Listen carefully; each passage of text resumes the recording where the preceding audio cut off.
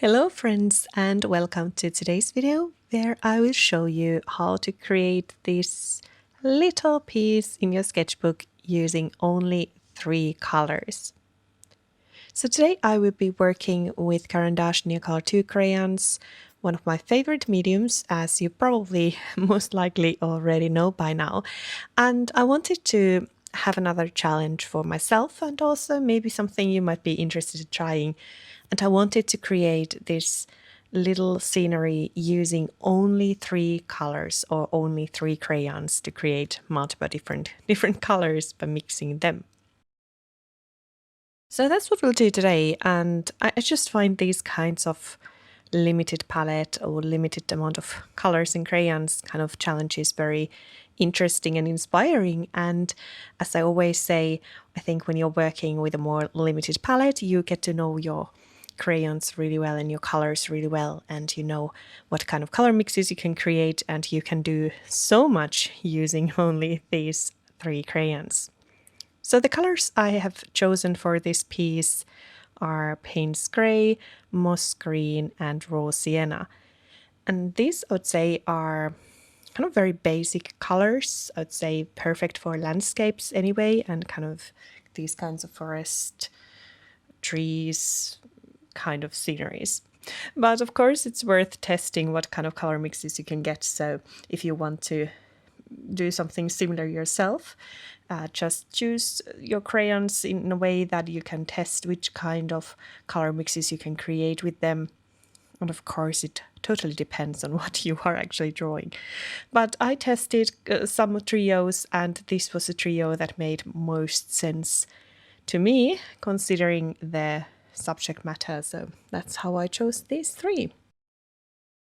And throughout this video I will show you step by step how I create different colors, how I mix these on the page. So I'm not using a palette today. I am adding the crayons straight on my sketchbook and create different color mixes and interesting textures that way. And the sketchbook I'm using has a bit of a texture, not too much, but a little. I think it's something similar to cold pressed paper. So that's also something I really enjoy using to my advantage whenever working with these crayons. One of the most important things if you want to work on this kind of limited set of crayons or colors is to understand how you can create different values. You can see that for the background I wanted to just create something like a bit of a shade so that the paper, kind of white paper, is not showing through, because I wanted to create a certain atmosphere here.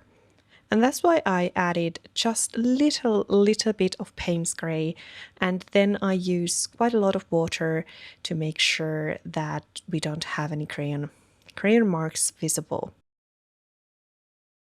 Overall, for this first layer of color, you saw me kind of adding different crayons here and there where I wanted to have the colors, where I want to have more light, where I want to have more shadows. So just adding them all over the page. And then I use a lot of water to mix everything together and create this kind of paints on the paper. And that's what you can see me do here. I think working with Neocolor IIs is interesting in that way as well, that you can make such difference based on the amount of water you use. So overall, whenever I'm working with details, that you can see kind of when I add more layers to this page, I will use less and less water, and in the end I will not activate the pigment at all. But for the first layers I like to add quite a lot of water, and that's how I get these beautiful washes and I get the colors mixed together, and can see how fascinating actually it is to see how the colors mix on a page. And I also let the water give me the surprises it often does. So by adding a lot of water, I get those beautiful different areas where there's more water, where the water is drying, and you know, all the wonderful things that we get. So I love those beautiful little surprises and happy accidents that can happen. Also, when working on this first layer of color, it doesn't matter that much if the colors bleed a bit together and if there's kind of hazy hazy atmosphere. So that's certainly fine because we will be adding more layers on top of this first one. The reason I enjoy these kinds of exercises is, as I said in the beginning of the video, I feel that I get to know the colors and crayons really well when working with more limited palette. But it also somehow really feeds my creativity. I feel that when I have to find solutions and I don't have everything ready, all the colors and all the crayons ready next to me, but I have to find a way to create something on a page and create certain color combinations or give the impression of certain colors if I can't have the exact color by mixing these. Obviously there are loads of colors I can't get by using just these three crayons. A bit different if we were using some kind of primary colors. But anyway, that I feel that that's kind of a fun challenge, and it challenges my creativity, but it also is so satisfying when you solve those little issues and you find perfect color combinations and wonderful color mixes. I think it is just so much fun and really rewarding as well. So once the base layer is there and we have the first layer of color and we have kind of color blocked everything, that's when I make sure that the paper gets time to dry, and I continue adding next layers only when the first layer is dry. And that way we can then avoid the kind of very muddy effect of everything just bleeding together and mixing and getting just a pool of muddy color in the paper. And here you can see that I start adding leaves and greenery, and I want to give impression that there is a forest and there are trees here and there. And this is one of my favorite ways to add leaves or give the impression of leaves on top of trees. So I first added the tree trunks, and then I start just adding crayon here and there. And again, I want to kind of give the impression that the light is coming from the left side of the paper, and that's why I added a bit more of the kind of yellowy tone there, and I can create this beautiful, say, more of a olive green look.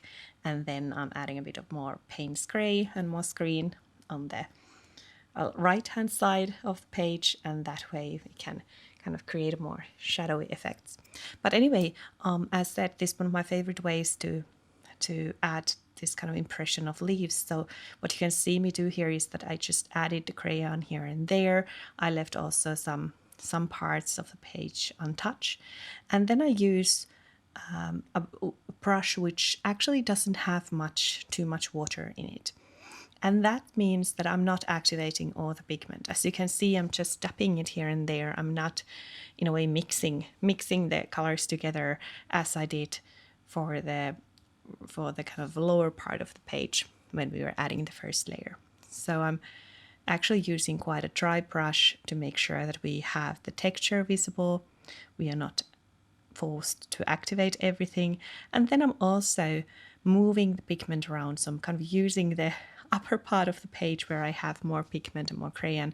I'm using it as a palette and transferring the pigment a bit also to other parts. So as said, these are all kind of techniques that I have been just experimenting, and learning by doing is my favorite way, and that's also what I encourage you to do.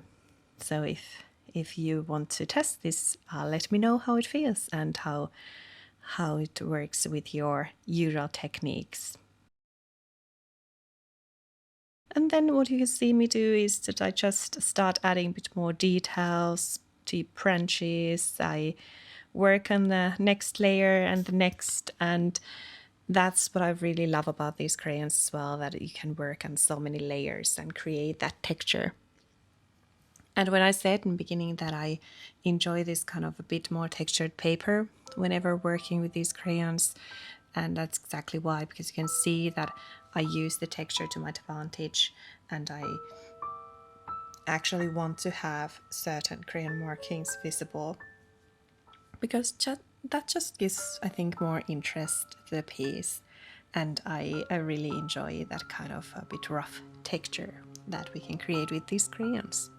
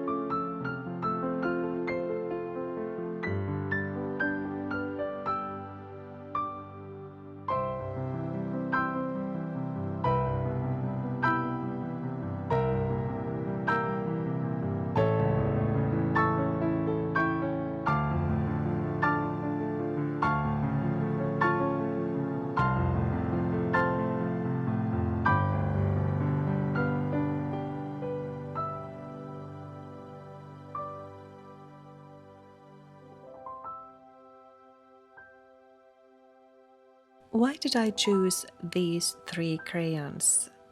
I thought it might be actually interesting for you to know or learn about thinking behind these and the choice I made. So first of all, of course, I wanted to have a good basic green, and I was debating between moss green and I think like olive and those other kinds of my favorite greens. But I think the moss green actually is perfect basic green because it mixes really well together with other colors, and it's a good kind of midway green. And I knew that I wanted to have some like a brown and green, and then one of a kind of shadow color, but I wasn't sure if the shadow color would be dark brown or if I would just add then something like yellow to add more light. So I thought that I think the first crayon I chose was the moss green because I think it's just a very good mid green. It can be turned into more light green and more dark depending on whatever it is that you mix to it. So that was kind of the starting point. And next I was debating if I wanted to add like a yellow ochre or ochre color or sienna. And I chose raw sienna. I could have very well chosen also ochre, but I felt that that was a bit too yellow to really serve as my basic brown that I could then make a bit darker using whichever shadow color I would choose. So this was where it just came to me testing and seeing what kind of color mixes I enjoyed and what would work for this piece. And then for the, as I call it, shadow color, but the crayon with the kind of I would use to tone things down, make things darker, and so on. I debated between sepia and Payne's gray, and I think it could have been indigo. Some kind of dark blue was also one of my options.